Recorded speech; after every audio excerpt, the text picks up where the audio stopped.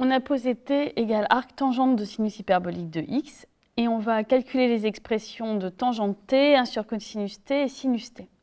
On commence par remarquer que par définition de la fonction arc tangente, t est dans l'intervalle ouvert moins pi sur 2, pi sur 2. Donc tangente t est bien définie et sur cet intervalle le cosinus ne s'annule pas, donc 1 sur cosinus t est également bien défini. Tangente t vaut donc tangente de arc tangente de sinus hyperbolique de x. Mais comme arc tangente est réciproque de tangente, on obtient sinus hyperbolique de x.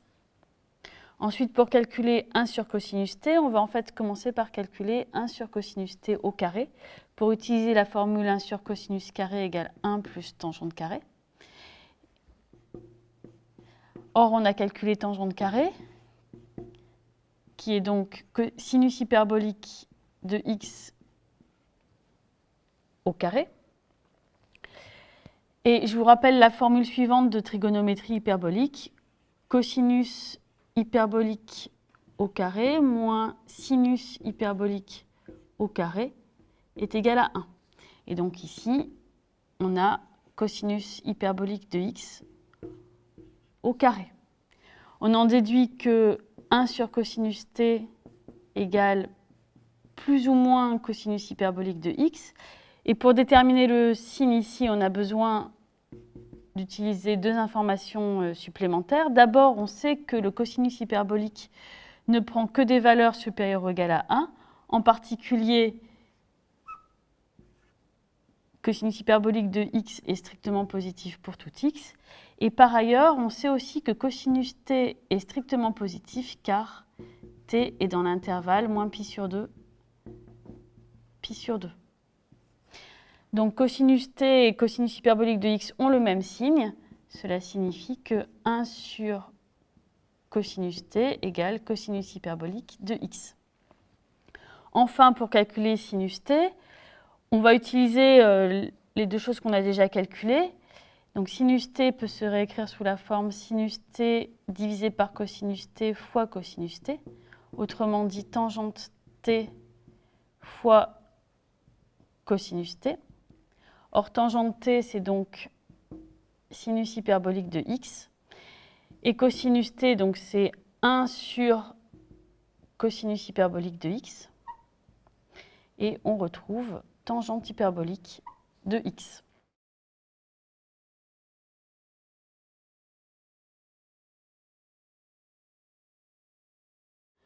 On va montrer dans cette question que si t égale arctangente de sinus hyperbolique de x, alors x égale ln de tangente de t sur 2 plus pi sur 4. Et on va en fait poser y égale à cette quantité et montrer que y égale x. On commence d'abord par montrer que y est bien défini. Alors, comme t appartient à l'intervalle ouvert moins pi sur 2, on en déduit que t sur 2 plus pi sur 4 est compris entre 0 et pi sur 2. Donc en particulier, t sur 2 plus pi sur 4 appartient au domaine de définition de la fonction tangente.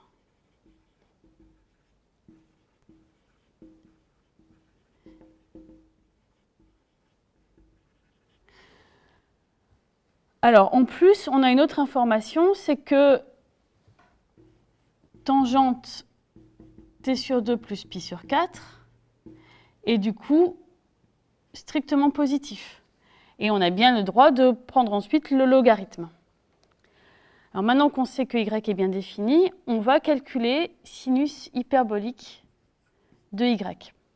Par définition, ça vaut exponentielle y moins exponentielle moins y divisé par 2. Donc on remplace, on obtient exponentielle de ln de tangente t sur 2 plus pi sur 4 moins exponentielle de moins ln de tangente t sur 2 plus pi sur 4 divisé par 2. Et donc, exponentielle composée avec le log, ça fait l'identité, puisque les deux fonctions sont réciproques l'une de l'autre. Et donc, on obtient tangente de t sur 2 plus pi sur 4 divisé par 2, moins 1 sur 2 fois tangente t sur 2 plus pi sur 4.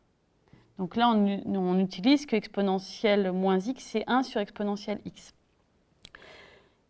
Et en utilisant la définition de la fonction tangente, ça vaut donc sinus t sur 2 plus pi sur 4 divisé par 2 cosinus t sur 2 plus pi sur 4 moins cosinus t sur 2 plus pi sur 4 divisé par 2 sinus t sur 2 plus pi sur 4. Pour simplifier encore un petit peu, on va réduire au même dénominateur, ce qui donne sinus t sur 2 plus pi sur 4 au carré, moins cosinus t sur 2 plus pi sur 4 au carré, divisé par 2 cosinus t sur 2 plus pi sur 4 sinus t sur 2 plus pi sur 4. Et là, je vous rappelle les formules trigonométriques suivantes. Cosinus carré u moins sinus carré u égale cosinus 2u. Et 2 cosinus u sinus u égale sinus 2u. Ce qui donne ici moins cosinus 2u, donc c'est-à-dire 2 fois t sur 2 plus pi sur 4, donc c'est moins cosinus t plus pi sur 2, divisé par sinus de t plus pi sur 2.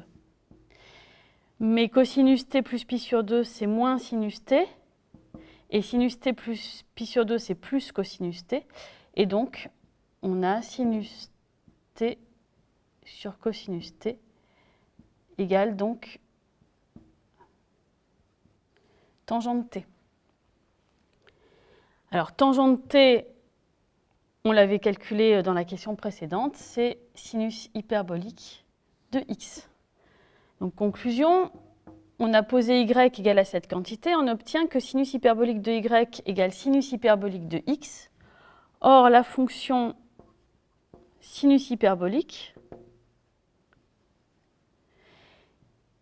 qui va donc de R dans R, est bijective. En particulier, elle est injective. Donc dire que sinus hyperbolique de Y égale sinus hyperbolique de X, ça implique Y égale X. Et on a bien montré que X égale ln de tangente t sur 2 plus pi sur 4.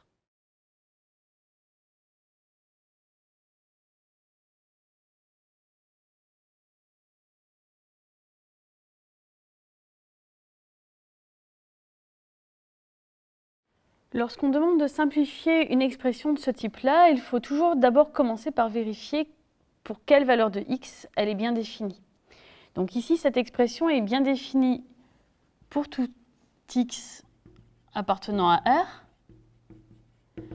En effet, alors on a plusieurs choses à vérifier. D'abord ici, vérifier que le dénominateur ne s'annule pas, puis ensuite vérifier qu'on obtient une quantité qui est strictement positive. Alors, la fonction tangente hyperbolique est définie sur R.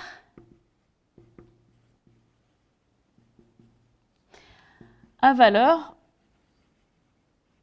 dans l'intervalle moins 1, 1 ouvert. Donc, d'une part, quel que soit x, 1 plus tangente hyperbolique de x est non nul.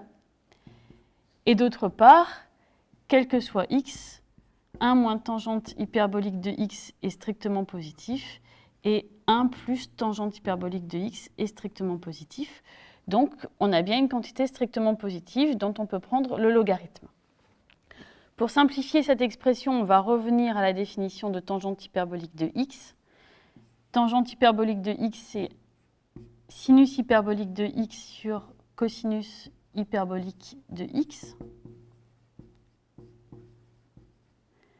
Alors si à l'intérieur du logarithme, on multiplie en haut et en bas par cosinus hyperbolique de x, ça donne donc ln de cosinus hyperbolique de x moins sinus hyperbolique de x sur cosinus hyperbolique de x plus sinus hyperbolique de x. Et maintenant, on revient aux définitions des cosinus hyperboliques et sinus hyperboliques à l'aide de la fonction exponentielle. Cosinus hyperbolique de x vaut exponentielle x plus exponentielle moins x divisé par 2. Et sinus hyperbolique de x vaut exponentielle x moins exponentielle moins x divisé par 2. Et on obtient donc ici, pour le dénominateur de la fraction, exponentielle x plus exponentielle moins x sur 2 plus exponentielle x moins exponentielle moins x sur 2. Alors, beaucoup de choses se simplifient. Déjà, on peut multiplier par 2 en haut et en bas pour éliminer les 2. Ensuite, en haut, les exponentielles x se simplifient. Et en bas, les exponentielles moins x se simplifient. Et on obtient ln de 2 exponentielles moins x sur 2 exponentielles x. De nouveau, les 2 se simplifient. Exponentielle 1 sur exponentielle x, c'est exponentielle moins x. Donc en fait, cela vaut exponentielle moins 2x. Mais comme logarithme et exponentielle sont des fonctions réciproques, on obtient moins 2x. Et donc finalement, on a montré que pour tout x appartenant à R, logarithme de 1 moins tangente hyperbolique de x sur 1 plus tangente hyperbolique de x est égal à moins 2x.